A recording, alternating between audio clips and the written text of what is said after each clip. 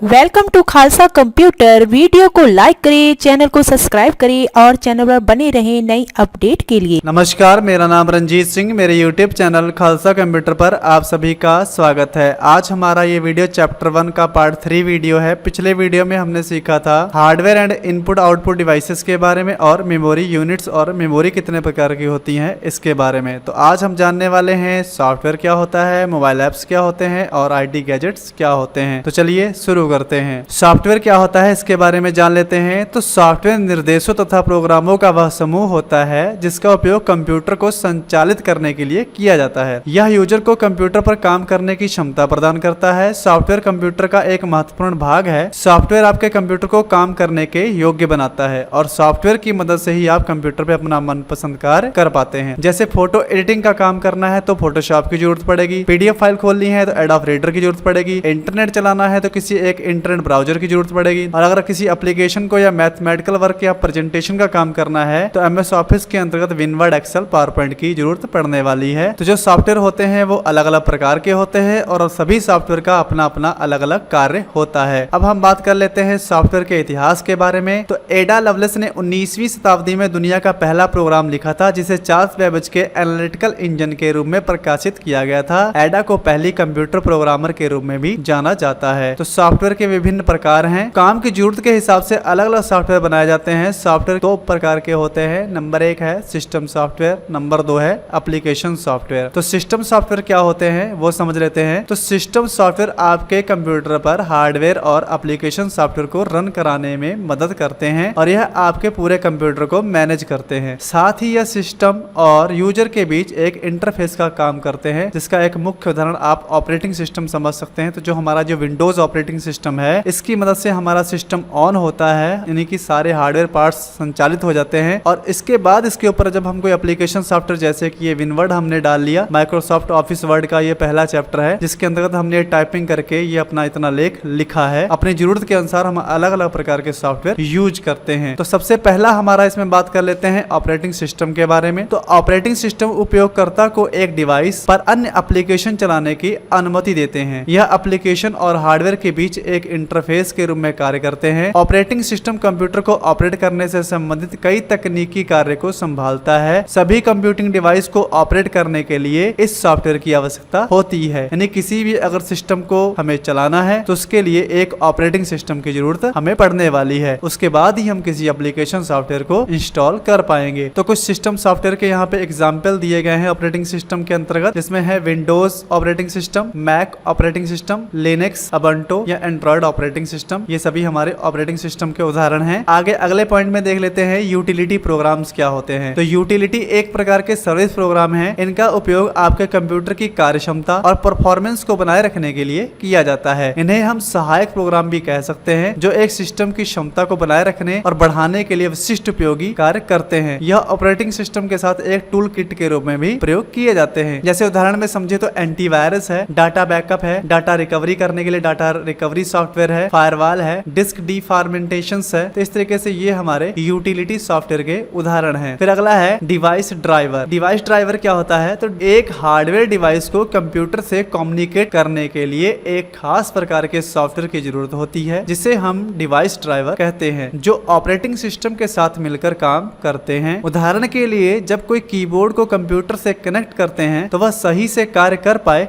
इसके लिए कंप्यूटर में पहले से एक कीबोर्ड ड्राइवर मौजूद होना जरूरी है। उदाहरण के लिए USB driver, printer driver, motherboard driver, network adapter driver, ROM driver and VGA driver. जैसे हम समझ लेते हैं किसी भी गाड़ी या साधन को चलाने के लिए एक ड्राइवर की जरूरत पड़ती है, उसी तरीके से अगर कंप्यूटर में किसी इनपुट या आउटपुट डिवाइस को हमें अगर चलाना है तो उसके लिए उसका ड्राइवर होना जरूरी है। आगे बात कर लेते हैं लैंग्वेज ट्रांसलेटर के बारे में। तो लैंग्वेज ट्रांसलेटर प्रोग्रामिंग लैंग्वेज में लिखे कोड या इंस्ट्रक्शंस को मशीन लैंग्वेज में ट्रांसलेट करते हैं ताकि कंप्यूटर इसे समझकर प्रोसेस कर सके। सभी प्रकार के सॉफ्टवेयर को अलग अलग प्रकार की प्रोग्रामिंग भाषाओं में लिखा जाता है, परंतु कंप्यूटर सिर्फ मशीनी भाषा को ही समझता है, इसलिए इनका अनुवाद करने के लिए इन सॉफ्टवेयर की जरूरत पड़ती है। जैसे example for compiler, interpreter and assembler. ये सभी ऐसे लैंग्वेज ट्रांसलेटर हैं जो सभी मशीनी भाषा में अनुवाद करके सिस्टम को समझाते हैं। Application software. तो एप्लीकेशन सॉफ्टवेयर क्या होते हैं और कितने प्रकार के होते हैं हम समझ लेते हैं। तो एप्लीकेशन सॉफ्टवेयर को एंड यूजर सॉफ्टवेयर भी कहा जाता है क्योंकि इसका सीधा संबंध यूजर से होता है। इसे एप्स भी कहते हैं। एप्लीकेशन सॉफ्टवेयर उपयोगकर्ता को किसी विशेष कार्य करने की आजादी देते हैं। इनके कई प्रकार हैं, जैसे समझ लेते हैं। पहला है बेसिक एप्लीकेशन। इन्हें सामान्य उद्देश्य एप्लीकेशन भी कहा जाता है। उदाहरण के लिए वर्ड प्रोसेसर, स्प्रेडशीट और डाटाबेस मैनेजमेंट सिस्टम DBMS इत्यादि बुनियादी एप्लीकेशन सॉफ्टवेयर के सामान्य प्रकार हैं। इनका उपयोग लगभग हर व्यवसाय में बड़ी मात्रा में किया जाता है, जैसे भी हम सभी लोग इनका प्रयोग करते हैं। फिर आगे है स्पेशलाइज्ड एप्लीकेशंस।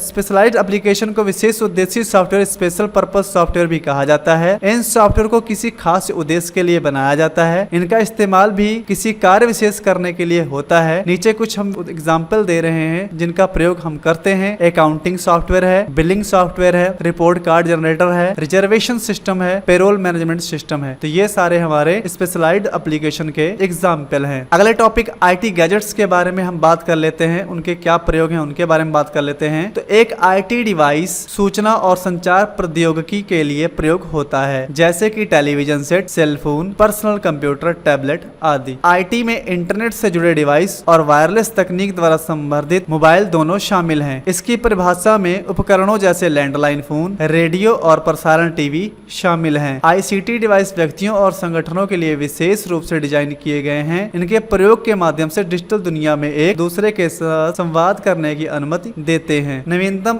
ICT गैजेट्स और उनके उपयोग में स्मार्टफोन, टैबलेट, डिजिटल टीवी और अन्य रोबोट आधारित तकनीक शामिल होती है। कुछ सूची हम यहाँ आपको दिखाते हैं। IT गैजेट्स कौन कौन से होते हैं, जैसे TV, mobile, laptop, tablet, desktop, PDA, GPS, telephone, ये सभी IT गैजेट्स के ही एग्जाम्पल हैं। कुछ इनके उपयोग देख लेते हैं कि ये हमारे किस तरीके से काम आते हैं। तो वे बातचीत को आसान बनाते हैं, वे हमें हर जगह कुछ न कुछ करने की अनुमति देते हैं, वे हमारी प्रभावशीलता को बढ़ाते हैं, वे हमारा मनोरंजन करते हैं, शिक्षा में उपयोग होते हैं। IT गैजेट्स हमारी जिंदगी में बहुत ही सहायक हो गए हैं, जिनकी मदद से हम अपने कामों को बड़ी आसानी से कर पाते हैं। आगे बात कर लेते हैं अगले टॉपिक के बारे में। मोबाइल एप्स क्या हैं? तो मोबाइल ऐप एक सॉफ्टवेयर होता है जिसे mobile device, smartphone, tablet, PC, iPhone, iPad आदि के लिए विकसित किया गया है। मोबाइल ऐप कंप्यूटर वर्जन का एक छोटा रूप होता है जिसे खास तौर पर स्मार्टफोन यूजर के लिए डिजाइन एवं विकसित किया जाता है, और इसका मुख्य उद्देश्य जो होता है यूजर की उत्पादकता बढ़ाना, विशेष सुविधाएं मुहैया कराना, क्योंकि कंप्यूटर की तुलना में मोबाइल लगभग सभी के पास है। इन मोबाइल ऐप्स को स्मार्टफोन निर्माता द्वारा, मोबाइल ऑपरेटिंग सिस्टम निर्माता द्वारा ऐप्स स्टोर के माध्यम से शुल्क द्वारा या निःशुल्क